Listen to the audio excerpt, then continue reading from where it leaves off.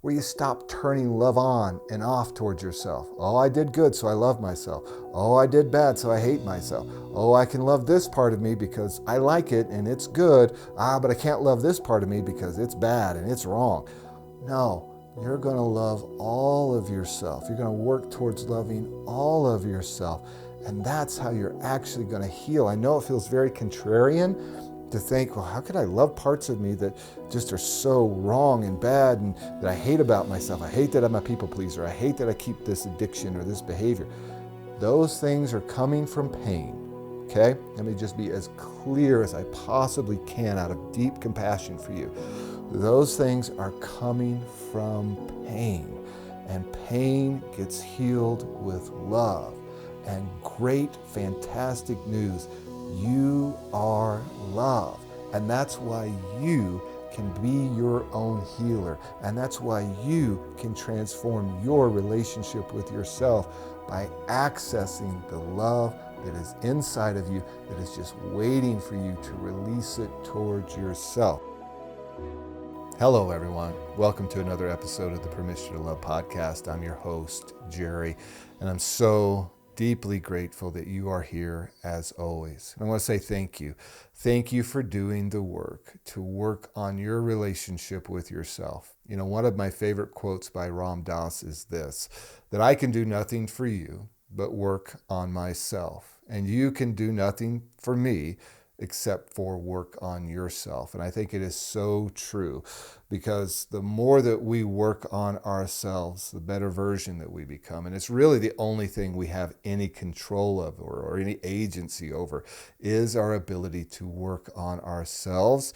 And as we work on ourselves, our relationship with ourselves, we show up in this world in a much more healthy way. Our relationships become more healthy. And what we have to offer this world becomes so much more beautiful as we work on ourselves. So thank you. Thank you for being here, listening to this podcast, and doing the work of becoming the best and highest version of yourself. As many of you know, I just recently got back from walking the Camino de Santiago, a pilgrimage or a journey or whatever you want to label it, of almost 500 miles or almost 800 kilometers. And it was such a beautiful time, but I'm so happy to be back here in Colorado with my amazing bride and just spending some beautiful time catching up with each other.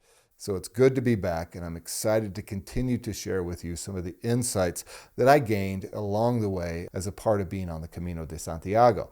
And today, the thing that I want to share with you is about love. I had some very beautiful insights and breakthroughs around love, what it is, what it isn't, and how we can continue to walk in more love and expand the love that we have. So today I want to talk about maybe some of the misconceptions that we have about love. And because of those misconceptions, we really struggle with things like self-love and loving other people. And we're really limiting ourselves. We're really limiting the access to the greatest healing power, the most transformative power that we have, which is love. Now, I do want to acknowledge that after over a year of doing this podcast, that I've not actually had an episode on the topic of love itself or defining what love is. And that's just kind of ironic considering that the name of this podcast is the Permission to Love podcast. But I guess everything has its right timing, and now is the right timing for me to share with you some of the thoughts about love, what it is, what it isn't, and once again, maybe some of the misconceptions that we have. Because if we can get rid of some of those misconceptions, it will unlock some very beautiful and powerful things within us that will help our relationship with ourselves and our relationship with others and just our relationship with life in general, okay? So let's go ahead and get started, and let's start with what love is not. So if you've listened to this podcast for any amount of time, you know that I like to start with talking about what something isn't before I really jump into what something is. So for me, love is not a feeling. Okay, let's start there as point number one. And why is that important? Well, feelings are very, very, very fickle, right? I will feel one day one way, and then the next day I'll feel a totally different way, and that can go moment to moment. And you know that feelings can ping pong all over the place, right? And so if we put love in the feeling category, it just changes too much, right? And it really devalues what love is at its essence. Okay, so if I wake up one day and I love how the weather is, right? I feel great, but I wake up the next day and I don't like the weather and how it feels. And then I feel terrible, right? Because maybe I've got something planned, I've got some type of event, and if it's raining or if the weather isn't the way that I want it to be, that can affect the way that you feel, okay? And so feelings are roller coasters, and feelings are impermanent, and they're always changing. And so if we say that love is simply a feeling, we are going to be all over the place, right? We're going to love somebody one day and not love them the next day. We're going to love something about life and not the next day. And then we're going to love something about ourselves. And then, within hours, we're going to be judging that thing about ourselves. So I want to help you get the idea out of your mind that love is a feeling. Now, that might be a new concept for you, but just trust me on this, okay? That love is not a feeling. Now, feelings come with love, okay? We can feel certain things as a result of loving somebody or of loving the universe, the people that are around us, and loving ourselves and loving nature and loving animals. And yes, feelings will come with it, but it's a backwards approach from what people think. Many people think that, well, I'm going to have this emotion of love, and that's going to cause me to love or to do acts of love. It's actually the choice of love that then has feelings that follow. Now, how does that work when it comes to a relationship or when you meet somebody and you fall in love? Well, it often does start, yes, with emotions, and we have these feelings of attraction, we have these feelings of infatuation, and we start to have all of these emotions, which are a lot of times bodily reactions, visual reactions, energy reactions, and those are all good and beautiful things that are around attraction and connection, which then do grow into love. And you might say, well, I had love at first sight. Absolutely possible. And I'm not going to try to bucket anything into some, solid definition of how humans work as I go through explaining, in my opinion, what love is. But the reality is that love is not a feeling, but feelings do follow love. You can have somebody who fell radically in love, and then maybe 2, 3, 5, 10 years down the road, they're no longer with that person. And we'll say things like, well, I fell in love and then I fell out of love.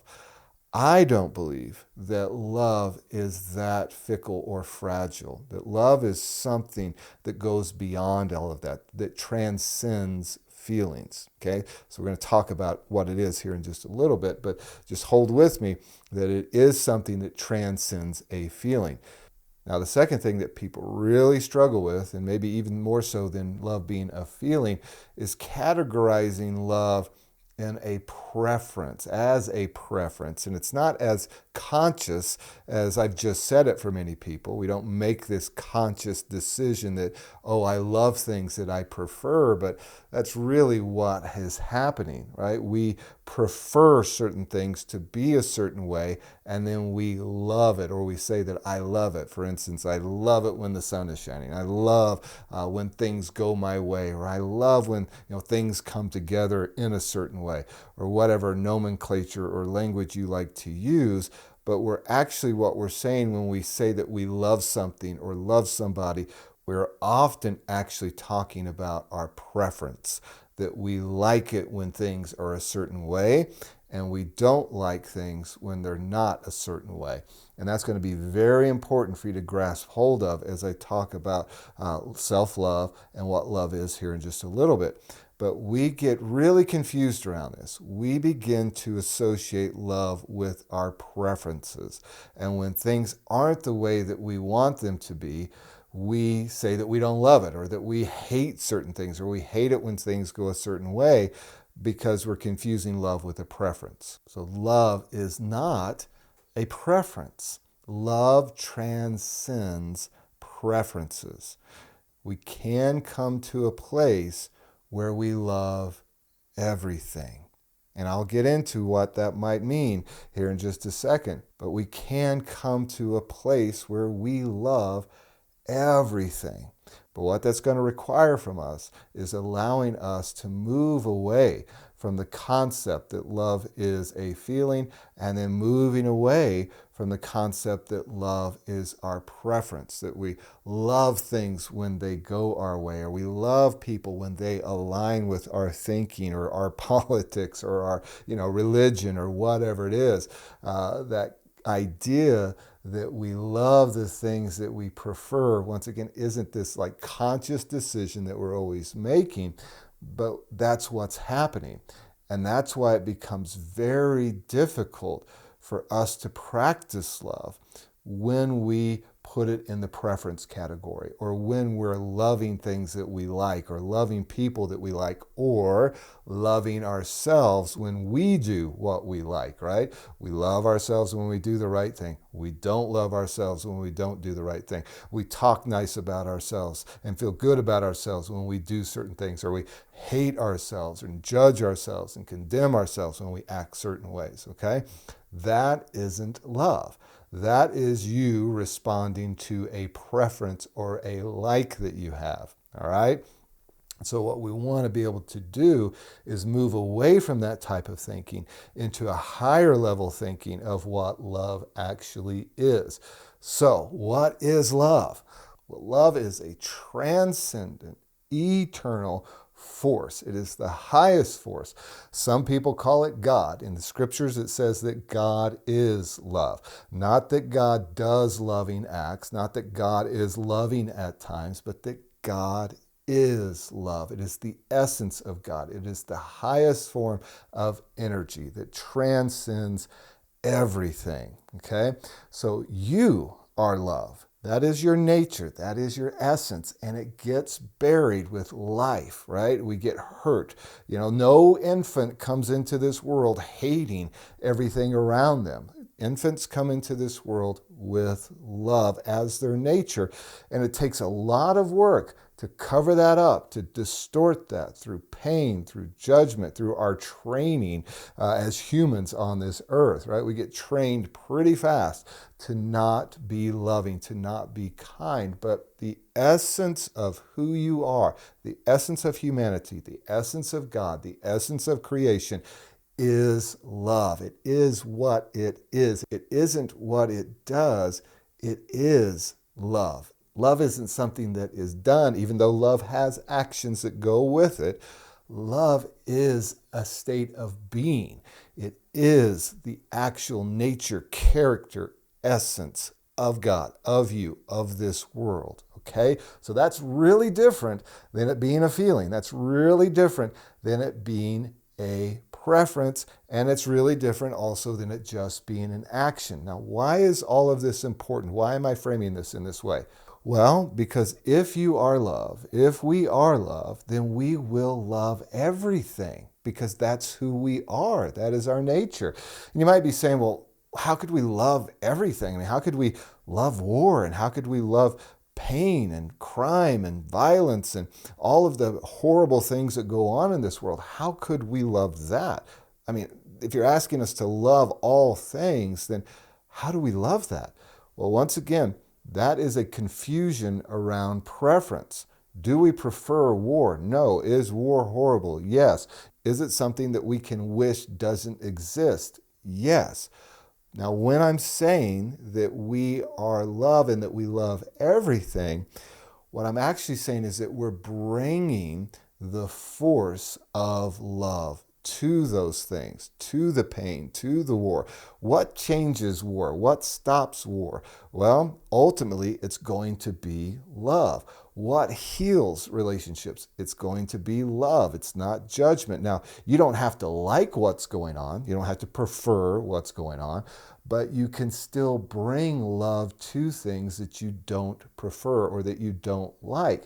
You can meet violence with love. You can love people in their darkest moments, in their most challenging moments, because what you're doing is you're bringing that energy of love that's within you and you're offering it to this world. You're bringing love to pain. You're bringing love to suffering.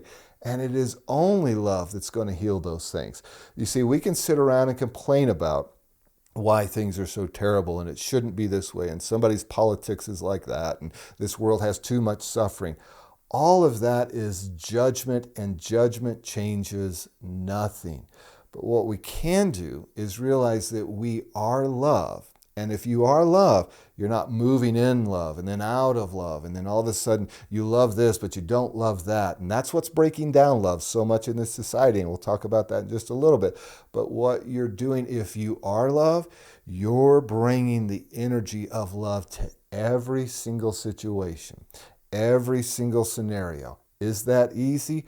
It's not easy in the beginning, but I believe that we can get to a place where we're allowing our nature to flow from us. We're allowing love to come from us in this world, and we're removing everything from us that is not love, that we're doing the work. We're working on ourselves, our relationship with ourselves, so that love flows more easily from us, that our nature is no longer confused as judgmental. We no longer confuse our nature as somebody bad that's trying to be good. No, we are good that is letting go of the bad. I hope that makes sense. Very big difference. So when we begin to see that love is our essence, we then begin to move into a place of not turning love on and turning love off and choosing to love this person and not choosing to love that person, or to love this condition of life but not that condition of life. No, we're bringing our love to everything, and that love is going to heal everything on this planet. It is eventually love that is going to transform everything into something beautiful.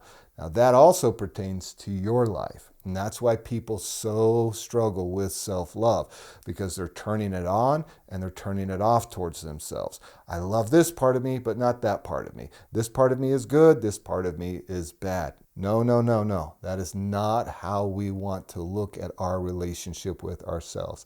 We want to love all of ourselves. And how do we do that? When we recognize that love is a spiritual force. Love is an eternal force. Love is an essence. It is a healing force that we're bringing to the parts of ourselves that we have once been judging so harshly. Because you can just sit around, keep judging it, keep condemning it, keep blaming it, and just keep hurting yourself more and more by that attitude towards yourself. Or you can say, I'm going to bring love to the parts of myself. Yes, even the parts of myself that I don't like. You see, when I work with people in coaching, they'll often say things like, you're telling me to love myself, but how can I love that part of myself? I mean, that part is like horrible. I mean, that's the part of me as to why I can't love myself. No, that is not the part of you. That is not the reason that you can't love yourself. That is the invitation more than anything to teach you how to love all of yourself. See, once again, what's happening is people are confusing their preference with love. They're saying, I wish that this wasn't in my life, so now I'm going to judge it, and now I'm going to be mean to myself, and I'm going to talk horribly to myself because I wish this wasn't in my life. And then what happens? That behavior continues to persist and to stay in your life because you're feeding it with an energy that keeps that cycle going. But if you can shift that energy towards love, okay, let love come from your heart of who you are towards that part of you that you wish wasn't a part of you, that you are condemning and judging, and just meet it with love. Just witness it. Just be with it. Because as you're with that part of you, okay, it allows that part of you to open up to you. It allows that part of you to speak to you. You begin to build a healthy relationship with that behavior. You begin to understand why you're doing it. For example, with my drinking, I didn't have any idea why I couldn't stop drinking. I just kept drinking and drinking. I didn't understand that I was never going to be able to stop drinking until I learned why I was drinking and what the pain was underneath all of that. And guess what? The pain didn't need me to meet it with more pain. I wasn't going to heal the pain, which was leading to the drinking, by beating up that pain and causing more pain to it and telling myself what a loser I was that I had that pain, what a loser you were that you had that abuse and that trauma in your life. No, that's not going to heal anything. What was going to bring healing was me seeing that that pain was there and then meeting that pain with love, with compassion. So I had to learn to love all the parts of myself. You're going to have to learn to love all the parts of yourself in order for you to heal those parts of yourself. Judging yourself, beating yourself up is just turning you into your own abuser and continuing the pain cycle. Okay? Eckhart Tolle talks about the pain body. You beating yourself up is going to keep you trapped in a loop of that pain body, and you're never going to move on. You're never going to heal until you meet it with love. And I know that's a challenge, but that's why I'm talking about letting go of the idea that love is a feeling and that it's a preference. Okay? If you can let go of the idea that love is a feeling, you can look at yourself when you do things when you don't feel good about yourself and realize that I don't have to feel love towards myself in order to do a loving action. The loving action will eventually produce the feelings. Okay? But if you're chasing a feeling of loving yourself, boy, you're going to stay stuck. That's going to be a long journey. It's going to be a roller coaster, and you'll never get there. But if you can realize it's not a feeling, it's a choice that comes from the essence of who you are. You're allowing love to flow through you. You're opening the door of love towards that part of yourself. Okay? And if you can get rid of the idea that love is a preference and stop thinking that, wow, I'm doing that and I really wish that I wouldn't do that, and I hate myself for doing that, and I'm judging myself for doing that, and as long as I have that in my life, I can't change, and because I'm doing things that I don't want to do, there must be something wrong with me, and so how can I love myself if I keep doing those things? No, love is not a preference. And so what you're doing is you're getting beyond all of that thinking, and you're beginning to see love as you are, as your energy, as your nature, who your pure being is.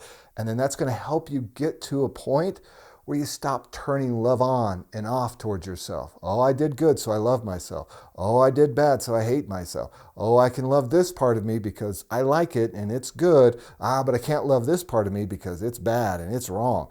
No, you're going to love all of yourself. You're going to work towards loving all of yourself. And that's how you're actually going to heal. I know it feels very contrarian to think, well, how could I love parts of me that just are so wrong and bad and that I hate about myself? I hate that I'm a people pleaser. I hate that I keep this addiction or this behavior. Those things are coming from pain. Okay? Let me just be as clear as I possibly can out of deep compassion for you. Those things are coming from pain. And pain gets healed with love. And great, fantastic news. You are love. And that's why you can be your own healer. And that's why you can transform your relationship with yourself by accessing the love that is inside of you, that is just waiting for you to release it towards yourself. But you're going to have to let go of the idea that it's a feeling. You're going to have to let go of the preference that I like this part of me, love this part of me, and not that part of me. That's going to keep you in a constant state of on and off with love. And that on and off is actually going to bring even more struggle to you, more confusion and more judgment, okay? So, with all of that as a foundation, I want to give you some exercises that can help you with love, with tapping into the nature of who you are and allowing that love to be released towards yourself. Now, the first thing, I'm going to ask you to write down something that you just really dislike or don't prefer or wish was not a part of your life, okay? This is about you, a specific behavior, a specific feeling, a specific pattern, or whatever it is. I want you to write that down. You say, I wish that this wasn't a part of my life, or I don't like this part about myself, okay? Now, after you've done that, I want you to practice meeting that part of you with love. How do you do that? When you think about that part of yourself, usually when you think about that part of yourself, it makes you feel uncomfortable. You want to distract yourself from it. You want to start beating yourself up over it. You want to medicate the feelings or whatever that come up as a result of thinking about that part. I want to ask you to enter into the discomfort of that part of you. I want that part of you that is trying to get your attention, that is acting in certain ways because of pain. I want you to allow that part of you to come up, okay? And then I want you to place your hand on your heart, and I want you to say to that part, I love you. I love you. Now, I'm not going to ask you to say, I love the fact that I do this. That's not what I'm saying. You're going to say that I love that part of me. And I want you to think about saying this to that part of you. I understand that you're in pain. I understand that you're hurting. And I love you. I love you. I give you love. I allow my nature, who I am, to meet you with love. Okay, so what that's doing is it's helping transition that part of you from a space of judgment and just seeing it as something bad to recognizing that it's a source of pain and it's a source of you that's hurting. And then you're verbalizing and giving the energy of love to that part of yourself, which it is that love that's going to begin to heal that part of you, okay? Because once again, we're not looking at love as a feeling. We're not looking at love as a preference. We're looking at love as a healing force that abides within us, that is who we are. And we're bringing that loving force to a part of us that got hurt, that got broken, that's in pain.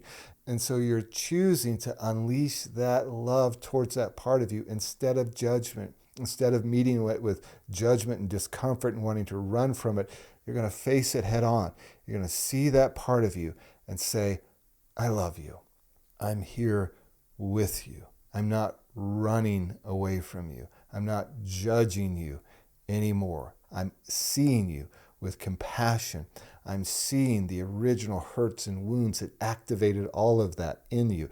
And I choose to love you. I love that part of me. Okay?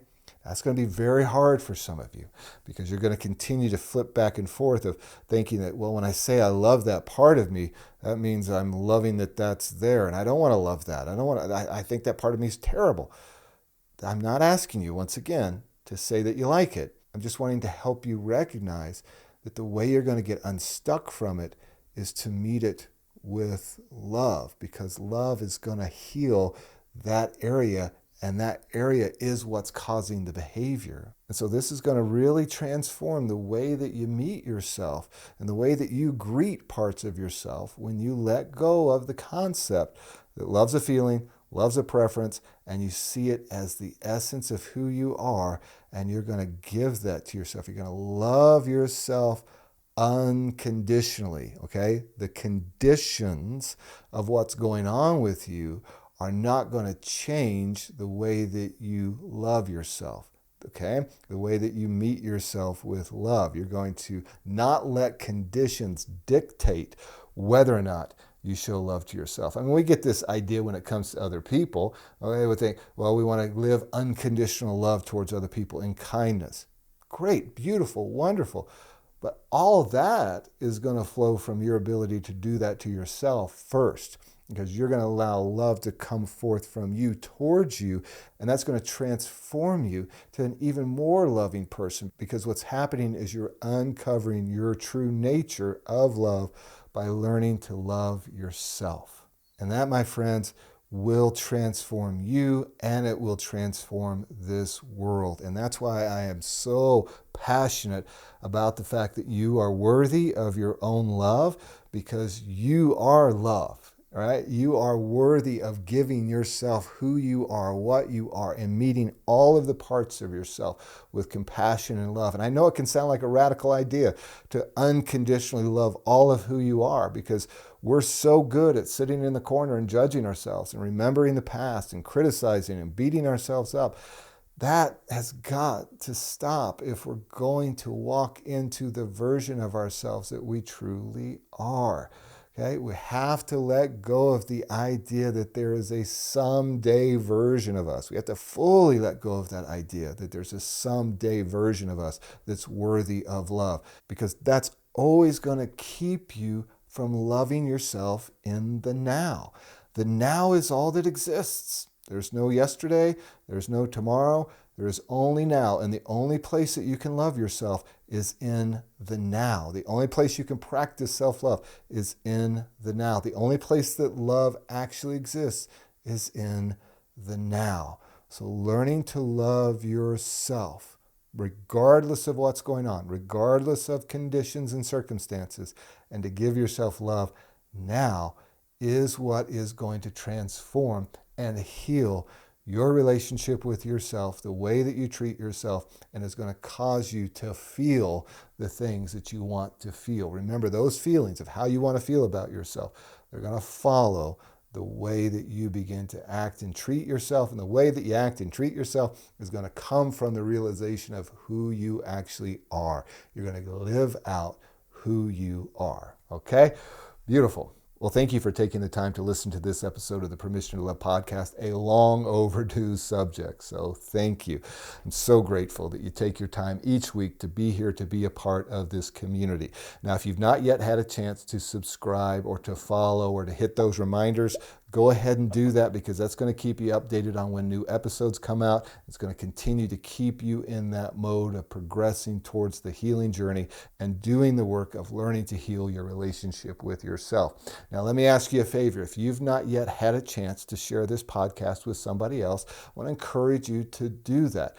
It's one of the primary ways that the word gets out about this podcast, and it continues to grow, and more people learn about how to heal their relationship with themselves. Now, I also want to remind you of a few more things. Number one, if you haven't had a chance yet to pick up my book, Returning, a collection of meditations and reflections on self-love and healing, I want to encourage you to get a copy, because it's been so transformative for so many people already.